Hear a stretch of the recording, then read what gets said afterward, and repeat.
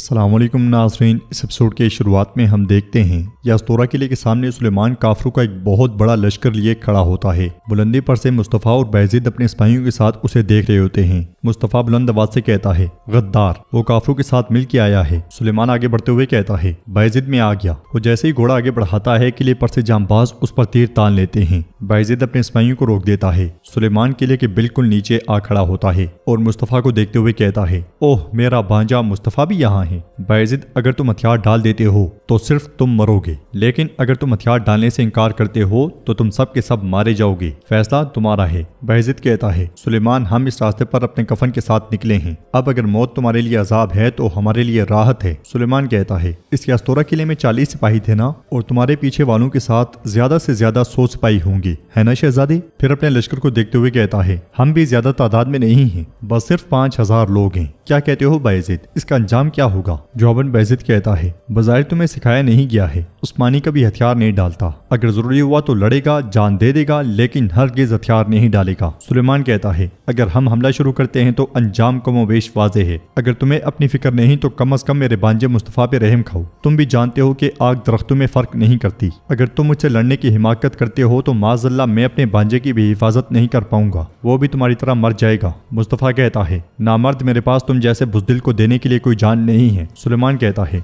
आह मुस्तफ़ा, ठीक है, तो फिर मैं समझता हूँ कि तुमने अपना फैसला कर लिया है। ये कहते साथ ही सुलेमान पलट जाता है और सिपाहियों के पास आकर कहता है, सिपाहियों तैयार हो जाओ। नाज़रीन, इसके बाद हम देखते हैं कि ग्लेवरा वादी में द्रावेन पैदरी और सिपाहियों के साथ मोहतात अंदाज में आगे बढ़ रहा है। वो दोनों आमने सामने छुपके बैठ जाते हैं। द्रावेन की आवाज गूंजती है, मैं अपने अंदर हिलती हुई दहशत के कदमों की आवाज सुन रहा हूँ। वो सबसे ऊंची चट्टान पे बैठे हुए एक तरफ देखते ही चले जाते हैं। कुछ देर के बाद सुल्तान का लश्कर नीचे से गुजरता है। आगे मुहाफिज, पीछे दोगान जानिसरी सिपाहियों के साथ मौजूद होता है। घोड़े पर सवार सुल्तान दस्ते की सरबराही कर रहे होते हैं। द्रावेन की आवाज गूंजती है, वो जहन्नुम के बीचों बीच दुश्मनों को पुकार रही है। सुल्तान का लश्कर आहिस्ता और मुहतात अंदाज में आगे बढ़ता है। उन्हें देखकर द्रावेन खुश होते हुए कहता है, और आखिरकार वो आ गए हैं। पैदरी कहता है, वो मौत के शिकंजे में फंस गए हैं। मगर सुल्तान एकदम से अपने लश्कर को रुक जाने का इशारा करते हैं। मुहाफिज एकदम से होशियार होते हैं और तीर तान लेते हैं। खतरा महसूस करते हुए सुल्तान के सामने इसार बना लिया जाता है और फिर सुल्तान के इशारे पर लश्कर आहिस्ता आहिस्ता आगे बढ़ना शुरू हो जाता है। सब इधर उधर ऊंची पहाड़ियों पे देखते हुए आगे बढ़ रहे होते हैं। उन्हें देखते हुए द्रावेन कहता है, मेरे अंदर मौत बरसाने वाले तीर खींच लिए गए हैं। आ जाओ जहन्नुम के बीचों बीच आ जाओ, मेरे अंदर की आग जलने के लिए बेताब है। द्रावेन उनके पहाड़ों के बीचों बीच आने का इंतजार करता है। सुल्तान का लश्कर भी काफी ज्यादा बेचैन होता है और महमूद पाशा कहते हैं, मेरे सुल्तान तंग दरा है, खतरा हो सकता है, सिपाहियों अपनी जगह ले लो। ये सुनते साथ ही सुल्तान के चंद घुड़सवार बहुत तेजी से आगे बढ़ते हैं और कमांडर द्रावेन से कहता है, वो एहतियात कर रहे हैं। द्रावेन हंसते हुए उन्हें देखने लग जाता है। सुल्तान का लश्कर तंग दरे की जानिब बढ़ता ही चला जाता है। द्रावेन इंतजार में होता है कि कमांडर उससे कहता है, जनाब सब कुछ तैयार है, हमें क्या करना चाहिए? मगर द्रावेन उसे रोकता है और मुस्कुराते हुए लश्कर को देखता ही चला जाता है। फिर एकदम से कहता है, घोड़े। ये सुनते साथ ही कमांडर आगे बढ़ता है। अगले लम्हे हाथ बंधे हुए घुड़सवार लश्कर की जानिब छोड़ दिए जाते हैं, जिन्होंने बाज़ंतीनी लिबास पहना होता है। उन्हें भेजने के साथ ही बाज़ंतीनी घुड़सवार खुद भी भाग जाता है। घुड़सवारों के घोड़े जैसे ही लश्कर के सामने पहुंचते हैं, एक आवाज आती है, ये सुलेबी घुड़सवार हैं। तीर खींच लिए जाते हैं। महमूद पाशा चिल्लाते हुए कहते हैं, सुल्तान की हिफाजत करो। सुल्तान घोड़े से उतर जाते हैं। सब के सब तलवारें बेनियाम कर लेते हैं। अपनी जानिब घुड़सवार बढ़ते हुए देखकर महमूद पाशा सुल्तान से पूछते हैं, सुल्तान मुअज़्ज़म, बज़ाहिर उन्होंने घात लगाई है, आपका क्या हुक्म है? सुल्तान उनसे कहते हैं, इंतजार इंतजार इंतजार। कमांडर द्रावेन से पूछता है, जनाब क्या हम शुरू करें? द्रावेन भी उससे कहता है, इंतजार करो।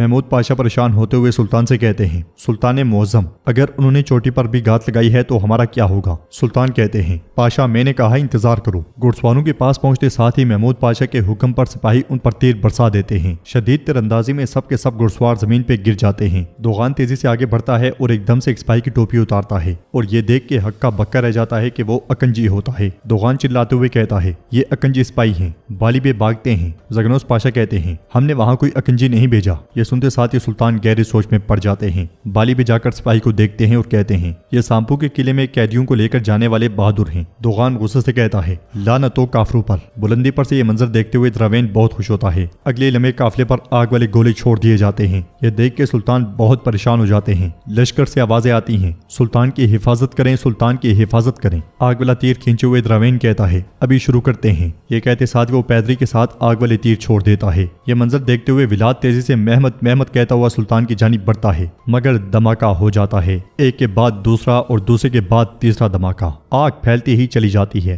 بڑے بڑے آگ کے گولے لشکر کی جانب چھوڑ دیے جاتے ہیں۔ دراوین اپنے سپاہیوں کے ساتھ مسلسل آگ والے تیر برسا رہا ہوتا ہے۔ دھماکے اس قدر شدید ہوتے ہیں کہ پورا لشکر اوجل ہو جاتا ہے۔ جب کچھ دھواں ہٹتا ہے تو سلطان بے بسی کی تصویر بنے ہوتے ہیں اور کہتے ہیں کیا یہ حشر کا میدان ہے جس میں نے آنکھ کھولی ہے؟ کیا یہ شکست کی علامت ہے جو میرے چاروں طرف چھائی ہوئی ہے؟ ہر طرف سلطان کے زخمی سپاہی ہوتے ہیں۔ سلطان کی آواز گونجتی ہے کیا یہ افراتفری کے دھوئیں ہیں؟ بغیر سر کے ٹوپیاں، لاوارث بکھری پڑی تلواریں، میرے بہادر گھڑ سوار، بہادر دل مضبوط کلائیوں والے میرے بہادر نوجوان کہاں ہیں؟ اس خوفناک حملے میں سلطان کے بہت سے جانباز مارے جا چکے ہوتے ہیں۔ سلطان کی آواز مزید گونجتی ہے وہ بڑے ہوئے دوستوں کے ہاتھ کہاں ہیں؟ وہ ساتھی جن کے ساتھ ہم نے پہاڑوں جیسے کندھے دیے تھے، وہ ساتھی جن پر ہم نے پیٹ ٹکائی تھی۔ یہ کہتے ہوئے سلطان ڈھال لے کے کھڑے ہو جاتے ہیں اور کہتے ہیں کہاں ہیں کہاں ہیں؟ میرے سامنے دھندلا راستہ ہے، میرے چاروں طرف ظالم دشمنوں کی گاتے ہیں۔ میرا کیزل علما کہاں ہے جس کے لیے میں نے موت کا سامنا کیا؟ محمود پاشا اور زگنوس پاشا بھی اٹھنے کی کوشش کرتے ہیں۔ وہ سب کے سب اٹھتے ہوئے سلطان کو ڈھونڈ رہے ہوتے ہیں۔ ولاد بھی اپنا سر جھنجھوڑتا ہوا اٹھتا ہے۔